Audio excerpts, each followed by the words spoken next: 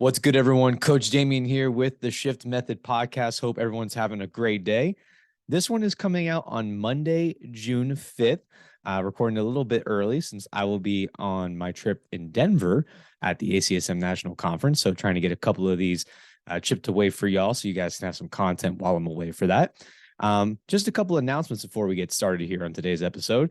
Again, if you're not subscribed to that newsletter, right, this is that first Monday of the month when this is releasing. So every first Monday of the month, you guys get a newsletter with a bunch of updates, a kind of highlight reel of what I've been doing content-wise on Spotify and YouTube. I'm thinking about maybe doing some kind of discount on some things for Memorial Day. I know it's not on Memorial Day, but it's the closest newsletter to that. So might be something that y'all want to check out. Again, if you want to subscribe to that newsletter, just go to theshiftmethod.org.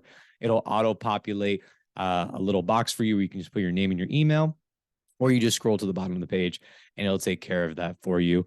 And again, like I mentioned with Memorial Day, happy Memorial Day, celebrate and honor our veterans who give the ultimate sacrifice and do their duty. So we thank y'all so much for that.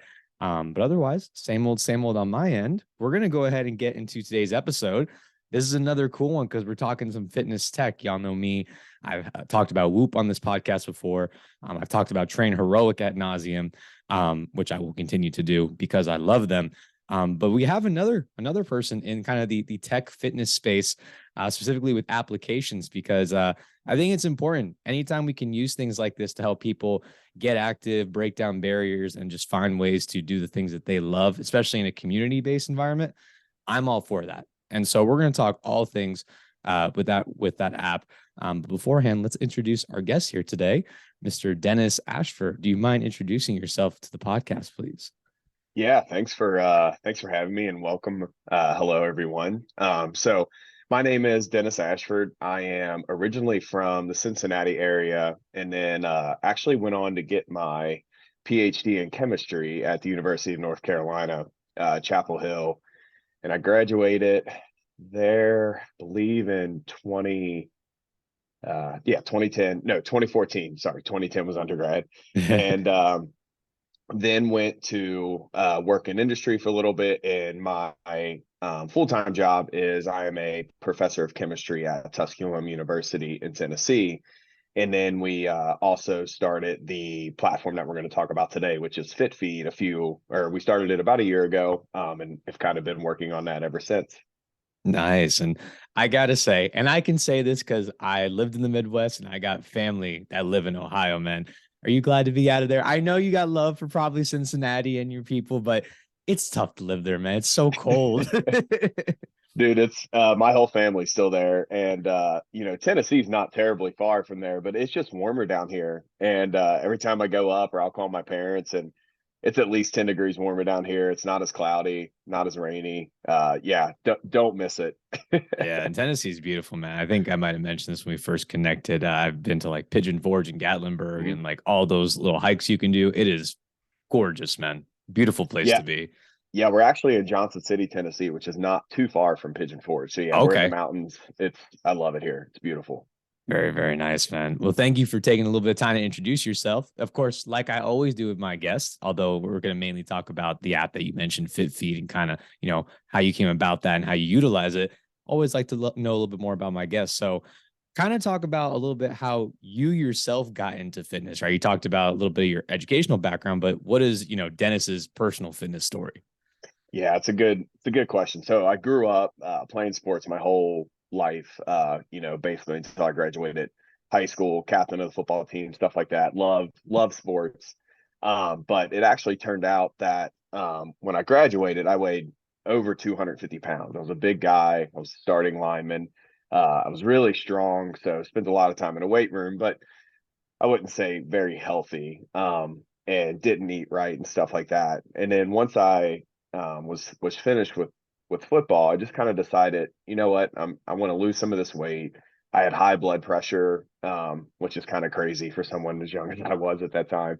And so I just kind of went on this journey of learning how to eat right, maintaining the physical activity aspect of that, but really focusing on my diet. And I ended up losing about 70 pounds when I did Wow. that. And so now I kind of hover around a normal weight for my size. And it was a really good experience. It taught me, how to eat right, how to take care of my body. And then you just feel so much better. So once you're able to, um, get it, whatever that wellness is for you, it just makes you feel a lot better. And I've been doing it ever since. So I'm now almost 34 years old. I have to think about that, which is terrible. But yeah, I've been doing it ever since. And now I just, kind of do it as a daily routine. It's a habit of mine now. I love that. Now, what got you into football and sports? Is that something that just was a natural drive for you? Did family kind of get you involved? What kind of drew you to sport? Yeah, it's a good question. Where I'm from, you kind of just play football. It's kind of a tradition. Hmm. So I don't know if I had the natural drive to do it from a young age, but once I got a little bit older, I definitely loved it and played it and was really passionate about it. But when I was done, I was kind of done. I was ready to move on. Yeah, absolutely. And was it kind of the same thing? Was the weight room something that just you looked at as this is going to make me better in my sport, or did you kind of start falling in love with the weights? As a football athlete, where you got to go in there and lift? Uh, Probably a little bit of both. I was definitely super competitive on the field, but also really enjoyed the progression that you would see in the weight room. And now I continue to do weight training, but I also do a lot of outdoor recreation, living in the mountains. So mountain biking, whitewater kayaking, also road biking. So now I kind of use the weight room to supplement those activities. So not football anymore, but outdoor recreation. A recreational athlete, if you will, right? Yep, There we exactly, go. exactly. Very nice, man. And you mentioned a little bit with the whitewater rafting and the hiking and things of that nature. Are you currently training for anything specific, like any kind of races or anything like that? What do you got going on? Yeah, nothing on the docket right now. There's a couple of kind of crazy mountain biking races that we've done in the past, and we'll likely do those again next year. Took a year off from those, but we call them adventure races. They are, technically timed, but really you're just trying to finish the thing. They can be 70-mile, 14-hour mountain bike races back in the woods, and Oof. it's part of it's about not getting lost in the woods. So you don't know the route until the morning of. Oh wow. So Okay. yeah, it's an adventure more of a just time who's the fastest. Gotcha. Gotcha. Very cool. Are you gonna, by the time this is out, I know Memorial Day will have been a week ago. Do you plan on doing the Murph? I don't know. What is the Murph? So Murph is it's a challenge typically done in like boot camp style or CrossFit style gyms. I'll put the story below because I don't remember the exact details. I believe it was invented or is inspired by a Navy SEAL veteran. And it's a workout that's usually it's like a national like thing Mhm. where people compete with their times. It's a 1 mile run, 100 pull-ups, 200 push-ups, 300 squats, 1 mile run. And you do that for time. And then I believe for men and women, you like wear either you wear a vest or it's different based on the sex. But you're optional to wear a vest as well. I Mhm. think I'm probably going to be doing it because it's like right before I leave and a gym I train out of, they kind of like host it as like an event site. So I'm going to do that since I've been training for this Deca Spartan race that's very like run and like aerobic heavy. So I'm like, might as well do it since it's a week Mhm. later. Yeah, no, that sounds awesome. I'm not planning on doing that. Now I may just try it just to see if I can Hey, finish it. well, might be a good challenge possibly that you could run, right? And that see Dennis, that's how I do it. That's how I segue perfectly, man. So appreciate you going into like a little bit of your fitness background. Oh, one thing I do want to ask too. I think we maybe talked about this together. How'd you get into chemistry? Like you're a chem teacher, you got a PhD in chemistry, obviously a very bright man, but also this like passion for fitness. How'd you get into the chem route? Yeah, I always liked science. I realized now when I was really young, I love like the Discovery Channel and stuff, watching those Mm-hmm. kind of shows. And so science was definitely something I'm interested in. What's funny is I'm awful at math. So you do not have to be good at math to do chemistry, just public service announcement. Yep. Um, But yeah, so I enjoyed science. I started out as kind of a pre-med student and then took chemistry and biology, hated biology, like chemistry. And then I just kind of went down that rabbit hole. I'm a first generation college student as well. So I just kind of figured it out as I went. And same with grad school. This is going to sound terrible. I didn't really know what else to do. So I went to graduate school and it As worked out most of really us well. do. Yeah, exactly. It worked out really well. I enjoyed it, had fun. And I enjoy chemistry, but fitness and what we're doing now is just as much fun for me. Yeah, absolutely. It's funny. I can relate to that in a lot of ways where I found out at quite a young age that science was my favorite and best subject next to like geography and English slash writing. And then I'm the same way where I'm decent at math. Like I'm very good at mental math and algebra. I am definitely am not good at higher level math. Like I've tried a little bit of trig and I've seen like my girlfriend do calculus homework and it's like Hmm. it looks like I'm reading Spanish, man. It's another language. And so it's very difficult. But when I took chemistry, before I knew exactly what I was doing, and I think it was in 10th grade, I loved it. I was like, Hmm. I could see myself doing this. It was very conceptual. So it wasn't like, totally equations until molecular mass comes in and molar mass. And I'm Hmm. like, oh, wait, there's math involved. Like, I don't know if this is for me then.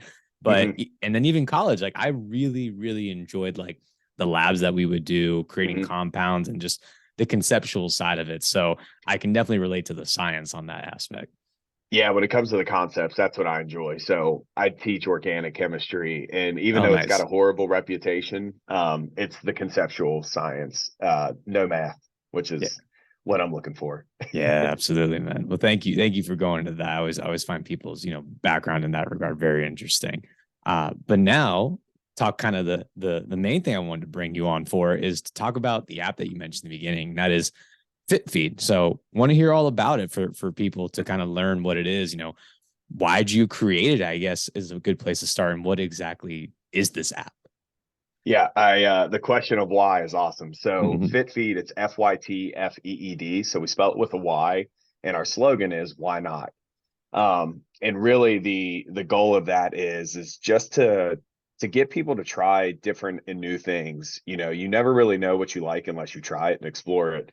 And so what FitFeed is it's a platform where we build and host wellness challenges that are being powered by the community in that challenge. And so our goal is to really help people reach their fitness and wellness goals, whatever they are for them. So we don't prescribe a specific thing that we, think you should do or tell you what to do. We really want you to find out what you want to do and then challenge yourself to reach that goal, whatever it is for you. That's amazing, man. And now this is always I always like hearing origin stories, like I said, with fitness and things like that. Was there like a late night at a diner and you had to write it down on a napkin kind of thing? Or like what was kind of like the genesis of this idea? Or was it something that just kind of like you kept having a reoccurring thought and you're like, I'm just gonna make this thing? Like what was the origin? Yeah, so the origin story probably happened on a mountain bike back in the woods during quarantine, Okay. obviously. So quarantine was an interesting time for everybody. Interesting being a polite way of putting it. And what was interesting about that for us is we were able to do our hobbies even more. So there was nothing else to do, and I mentioned we mountain bike and whitewater kayak. So we weren't around anyone, so it was okay for us to go into the woods, and so that's all we did. And I was in the best shape of my life probably, and but it was still isolating. I mean, we Mm-hmm. were we were doing our hobbies that we love to do, but we still felt alone, and we didn't really feel like there was a great place to go and talk and have fun and still communicate with people, even though we were getting to do the things that we love to do.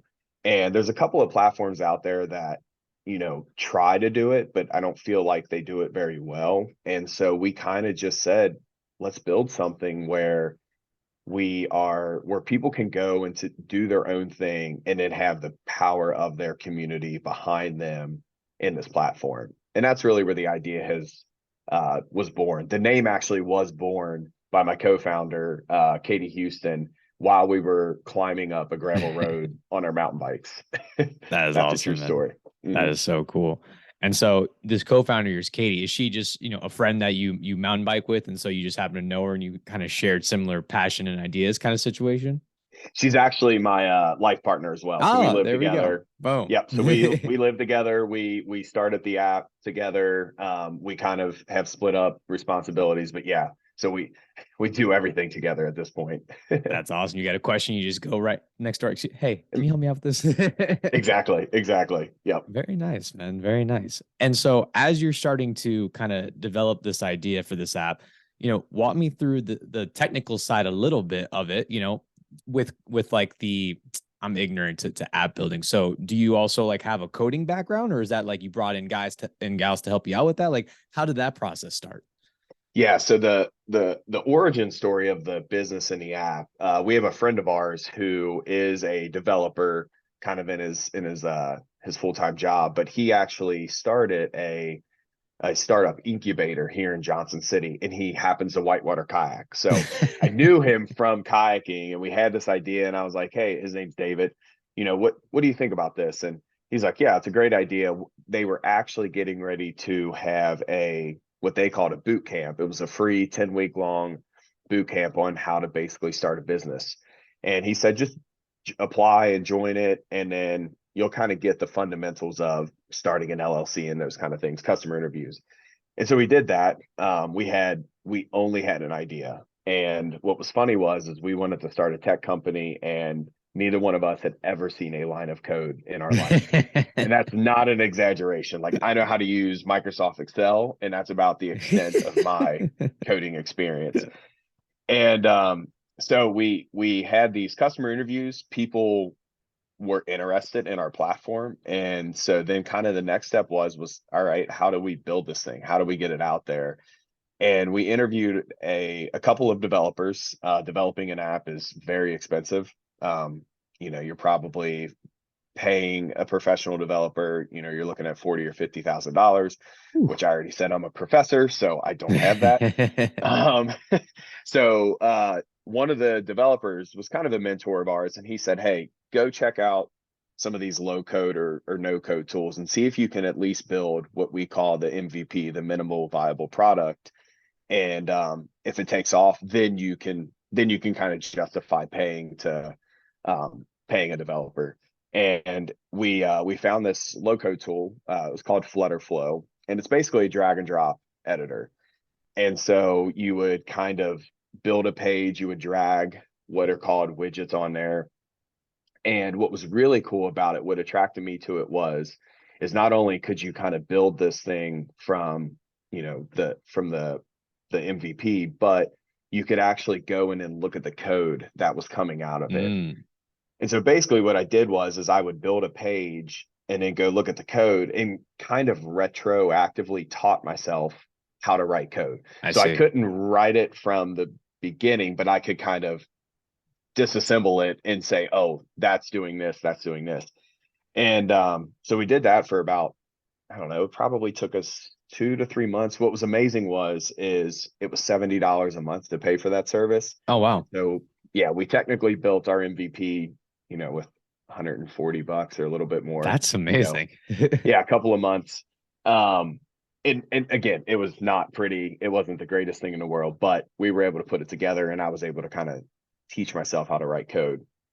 So since then, um, I've been doing all my own coding. So I know enough now to be dangerous. The, the scary part about writing code is if you misplace a period, you can break the whole thing. Um, so yeah, that's kind of where we are. It's been fun. You know, the chemistry, you may not know if the thing worked for months. You may set up an experiment, do all of this work, and it just may not work. But you won't know for a month, where in code, instantly. Yeah. The thing will break and right away. So you just go and fix that. So that's kind of a nice change of pace for me when it comes to writing code. I'll have to check that out. Flutterflow. Yeah, I Mhm, I had one experience. Well, I've done very, very minimal coding with Excel, but in mhm, grad school, we had to use a program in my statistics class called SAS. And so, like, mhm. historically, the stats class was primarily math students who needed to have some base in computer science, we needed some basic coding skills. my particular class was mainly health and kinesiology students, and you needed Mhm. statistics as like your requirement. And so the teacher's going in, very nice lady, just, teaching. It was tricky. And so I just remember I'm sitting with one of my classmates in the computer lab one day, and we're trying to like do this coded problem. And we must have spent close to 2 hours on a couple lines of code to like run like some kind of like linear regression or some kind of statistical analysis. And it just kept failing. And it just like, no matter what we did, I'm like, where's the space? Where's the period? I'm trying to Mhm. copy stuff from Google, and it just kept saying fail, fail, fail. And I'm like, this is insane. And so she ultimately had to drop us doing SAS and made the whole class go to Excel to like do ANOVAs and all that stuff. She's like, okay, no more SAS. We're going to do Excel coding. And I was like, Mhm. God, Mhm. but props to you, man, for like, adding that into your repertoire, because it's very useful today for sure. Yeah, and what's cool about Flutter, which is the language that it's built on, is it's you can use it on iOS, Android, and now the web. So you Mm. can build one app, and it's technically you can use it on any device, which is pretty incredible. So yeah, it's been a fun journey. It's stressful because again, I know enough to be dangerous, which means I know enough to build things or also break things. I was going to And say dangerous in both ways, right? Yep, yep, yep. But it's been fun. The platform works really well for us. And so far the people that are using it seem to enjoy it, and our customers really like it so far. Absolutely. And for those listening, the reason why Dennis reached out to me and we were for FAU for our team to try and demo it, and I've demoed it and I loved it. And like he said, the aesthetic of the app is quite beautiful. The user interface is very friendly. Um, Photos, text, everything uploads very nicely. You can custom kind of theme your challenges that you do. So we did one for we call our group fitness Olympics. It's a very basic participation incentive challenge where you opt in, you go to group fitness classes. We do some kind of like special offerings throughout the month. And then whoever has the most points at the end by going to classes wins. And so you can kind of set it to whatever you want, whether it's, miles done, classes taken, workouts completed, whatever you want to do. We just did a point system. And so we had our participants, every time they went to a class, they were able to enter points. And then at the Mhm. end of the challenge, we could see kind of who all kind of stacked as the highest points. And then they engage with each other, man. We incentivize them by saying, hey, if you take a photo or video at the end of your class, we'll give you extra points for doing that. And so people really jumped on Mhm. that. They started posting photos and videos and talking to each other a lot more. So it's definitely a really, really awesome concept. Yeah, and the you kind of mentioned the flexibility of the challenges. So we did that intentionally where you do manually update them, so points, miles, whatever. But what that gives you the flexibility in is you can really track whatever you want. So you guys are doing points. For example, we have a couple of challenges in there right now. There's a group doing squats.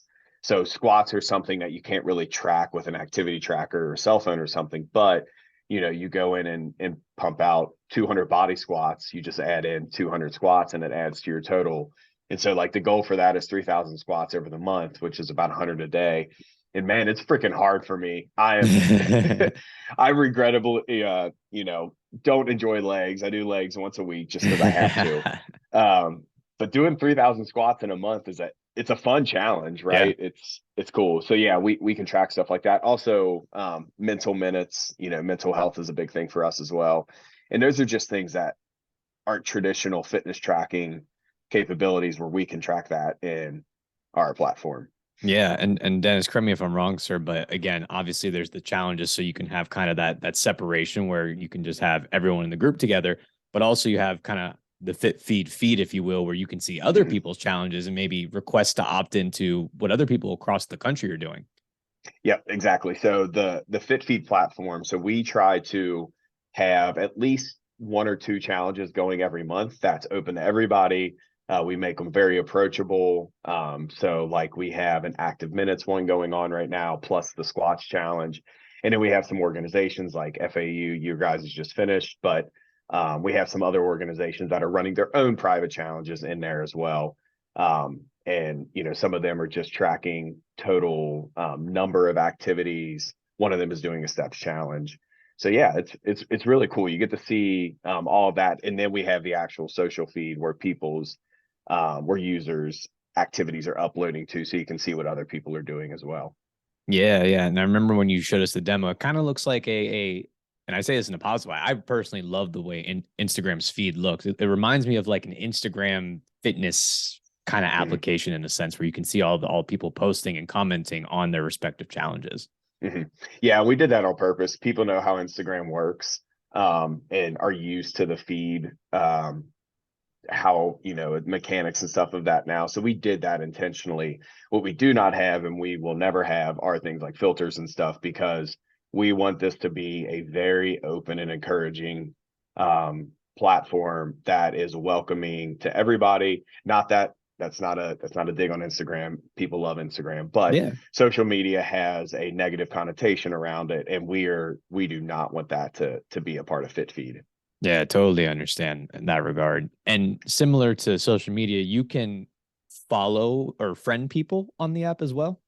Yep, you can. And so what you can do, so we have these global challenges that, either organizations or FitFeed themselves will host and you can join, but you also have the ability of creating your own private challenge, and that can be just you. So if you want to go in and challenge yourself to drink, 8 glasses of water a day for a month, or, hit so many miles, whatever, you can very easily do that. Or what you can do is, if somebody follows you, you can add them to that challenge. And so then you're able to create your own little small private challenge, tracking whatever you guys want. And so it makes it much more intimate, from some of the more organizational challenges where you may have just 3 or 4 friends in there challenging each other. But that's when friendly competition really starts to take over. Absolutely. Yeah, we were talking about this yesterday in our check-in. I definitely think done right, building that community and then stacking it with friendly competition, that is how it's a big way to incentivize people to be active and break down those barriers. So that's awesome that you guys have kind of found a market for that. Definitely. Yeah. And when you look at the science, friendly competition, if your friend is going to do something, it just incentivizes you to go do it as well. Absolutely. Absolutely. What thinking back to all the challenges that you've seen or that you've run or helped, local institutions or people run, what's like maybe the most fun or unique one that you can think of off the top of your head?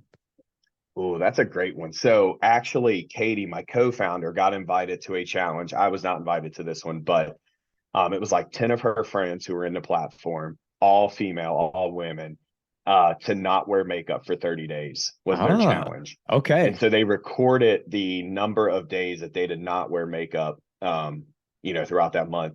And at the time, I was blown away that people are using the app like that, but I love it. I mean, it's something that these individuals thought was important to them for their, kind of mental and social health, and that's what they did. It was awesome.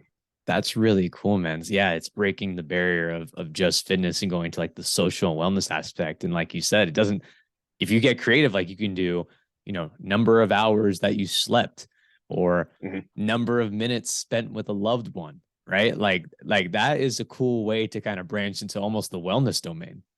Exactly. One of the dry January, we get so many dry January challenges going on, which is awesome. I mean, it's not necessarily to do with fitness, but if you just take a month off from drinking alcohol, I mean, that's good for your health, right? Yeah. I mean, I enjoy alcohol as well, but yeah, we see a lot of stuff like that, which is, I mean, obviously steps, miles, those are all over the place, but those more unique ones, I think, is really cool as well. How do challenges get filtered in the feed for people to view? Is it the most popular, meaning like the most people in them or the most active come to the top for view? Is it done by area? Like how does that kind of algorithm work for people jumping into the app? Yep. So right now the challenges page are populated by what the most current, or the one that will end the soonest. So that'll jump to the Oh, top. okay. Cool. And then the ones that, start a little bit later will be to the bottom. And because we're new and we're a startup, we don't actually have any kind of algorithm. And we will probably stay as close to that as possible.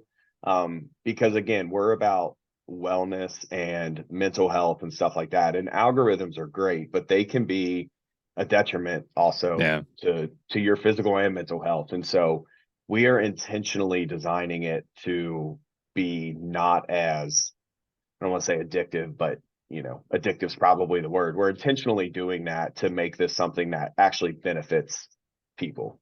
Absolutely, man. I appreciate that.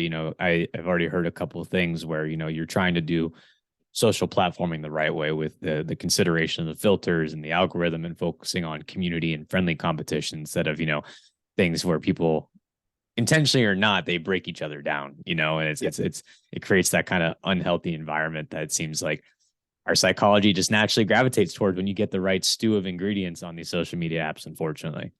Yeah, it does. It does. And it's hard. It's hard on individuals, especially, my generation. Facebook was just coming out Mm-hmm. when I was, in high school. But, obviously some of my students and stuff, they've grown up with social media and it's just part of their lives. Yeah, And so being able to understand that the algorithm is sucking you in is important. And I think people are becoming more aware of it now, which is good. absolutely. Well, Dennis, man, I really appreciate you taking the time to talk about FitFeed and the app. I know it's going to keep growing and doing amazing things because I can already tell, you're an amazing guy and you have people's interests in their health at the forefront, not this, Mhm. how good can the app do per se. So really, Mhm. really refreshing to see that in the fitness space. Because if you know me, from my listeners, I'm all about shifting the culture of fitness and health, and Mhm. Dennis is definitely on that mission to do so. Please let the people know where they can find you, man, about FitFeed services, anything you want to plug. Please, now's the time. Yeah, absolutely. So as I mentioned, it's FytFeed, FytFeed. You can check out our website at FytFeed.com. And there you will see kind of what the app looks like, how it functions. And we are really interested in partnering with organizations to build and host challenges for them. So we've done a lot with universities. We've done some with gym owners and stuff like that. They've enjoyed that a lot. And then employers. And the other thing is doing challenges for nonprofits as well. So we've hosted challenges for nonprofits, and we'll have a fundraiser tied to those. So, do say 3,000 squats in the month of March and also raise some money for a particular nonprofit, which is a really kind of win-win. So you're helping people get active and stay active, and then also raising money for a good cause. So we're really interested in working with those partnerships. We have all the social media, so Facebook, Instagram. So find us on there at FytFeed. And then if you want, you can also just reach out to me via email at hello@fitfeed.com. And we would love to chat. Boom. I'll be sure to put all those links and tags in the description down below. As always, y'all know where to find me. Website, theshiftmethod.org. Sign up for the newsletter. Check out the services. We got a lot of new client testimonials up there because the website got a facelift at the beginning of the year, but we've also specifically went in on that page if y'all want to see some of the success my clients have worked very hard for on that testimonial page. As always, we post pretty much daily content Monday through Friday on Instagram, TikTok, and YouTube. So you can check that at the_shift_method. Again, the podcast is every other Monday. And then the Mondays we don't do that, there's a YouTube video. So y'all get to see me for long format every single Monday.